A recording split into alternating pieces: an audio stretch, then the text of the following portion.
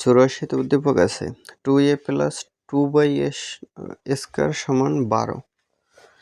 তাহলে a plus 1/a এর মান বের করতে বলছে। তাহলে দেওয়া আছে 2a plus 2/a whole square সমান 12। তাহলে এই জায়গা থেকে যদি 2 কমন নিয়ে আসি তাহলে কি হয়, a plus 1/a whole square সমান 12। তাহলে এই স্কয়ারটা 2 এর সাথে আছে, তাহলে হয় 2 দ্বিগুণে 4। তাহলে a প্লাস 1/a স্কয়ার মানে স্কয়ারটা এটার সাথে আছে এটার সাথে আছে, তাহলে এটার সাথে দিলাম আর এটার সাথে দিলে 4 হয়, তাহলে হয় 12।